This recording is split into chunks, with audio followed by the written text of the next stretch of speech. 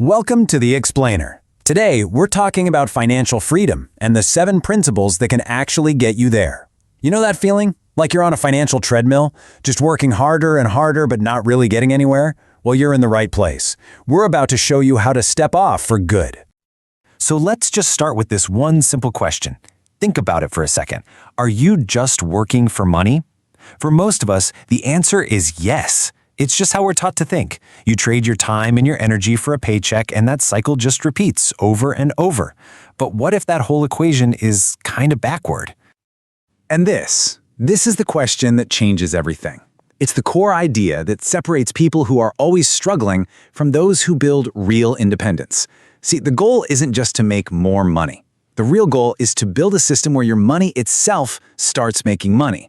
This one idea is the foundation for everything we're about to get into. To make this super clear, we've broken these 7 principles down into a simple 3-part journey. First, we'll tackle the mindset. Then we'll build out the blueprint. And finally, we'll get into the actual action plan. So, let's start right at the beginning with the mindset shift. Why here? Because honestly, before you can change your finances, you have to change how you think about money. You could have the best strategy in the world, but if your head's not in the right place, it's just going to fall flat. And that brings us to principle number 1, which is really the fundamental switch you have to flip in your brain. You've got to stop seeing your money as just something you spend. Instead, I want you to start thinking of every dollar as a tiny little employee. Your job is to put that employee to work somewhere it can earn you even more money, even when you're not working. Okay, so once that mindset is locked in, we need to build on it. And that's our second section, the financial blueprint. With the right way of thinking, now we need the actual knowledge, the financial literacy, to draw up a plan that's actually going to work. Which brings us to a huge one. Principle number 2. It's not about your salary, it's about what's left over. Think about it. A doctor who makes 500 grand a year but spends 500 grand a year is no better off than a teacher who makes 50 grand and spends 50 grand. Real wealth isn't built in your paycheck. It's built in that gap, that space between what you earn and what you spend. That's where the magic happens. Everything we talked about so far, making your money work, keeping more of what you make, it all comes down to this next point. I'm not kidding. This is the absolute cornerstone of your entire financial plan. It sounds so simple, right? But this one sentence, principle number 3, is literally the dividing line between being financially secure and just spinning your wheels for the rest of your life. Getting this concept deep in your bones, well, it's a total game changer. And here's the difference in the simplest terms possible. An asset puts money in your pocket. Think of things like dividend-paying stocks or a rental property that generates cash flow. A liability takes money out of your pocket. That's your car payment, your credit card debt, you get the idea. The entire game is just to buy assets and avoid liabilities. That's it. All right, mindset? Check. Blueprint? Check. Now for the fun part, our final section, the action plan. This is where we stop just talking about it and start doing it. This is how we turn all this knowledge into real, actual results.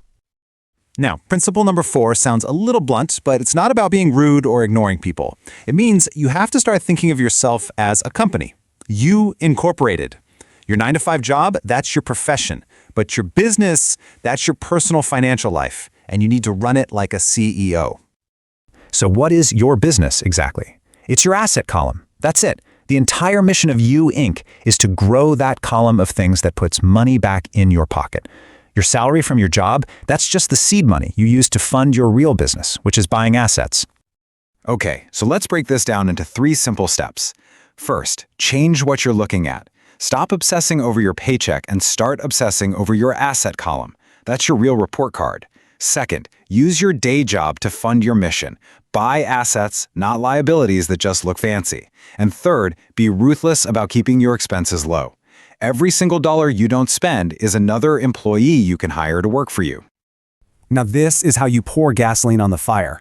Principle number 5 is all about acceleration. Those assets you're buying, they should be making you money. You take that new money, and what do? You reinvest it to buy even more assets, and those assets make you more money. It's this powerful, compounding cycle that really builds serious wealth over time. Our 6th principle is a piece of career advice that is just gold, especially when you're starting out. Don't just chase the biggest paycheck. Choose jobs where you can learn valuable skills, things like sales, communication, marketing, leadership. These skills are assets in themselves, tools that are going to make you so much better at building your financial assets later on. So let's just quickly pull back and look at the whole journey. It's a really clear path, right? It all starts with changing the way you think. Then you use that new mindset to build a solid knowledge base, your blueprint. And finally, you take focused, consistent action based on that plan. But you know what? None of this matters, not one bit, without our seventh and final principle. You can have the perfect plan, you can have the perfect mindset, but fear can stop you dead in your tracks. Fear of losing money, fear of making a mistake, it's paralyzing. All the knowledge in the world means nothing if you don't have the courage to actually do something with it. And that's really what this all boils down to. This can't just be an interesting thing you watched. It has to be a starting point. So I'm going to leave you with this question. Forget about a 5-year plan for a second. What is the one small thing you can do today to start building that asset column? Because the journey doesn't start tomorrow or next week. It starts right now.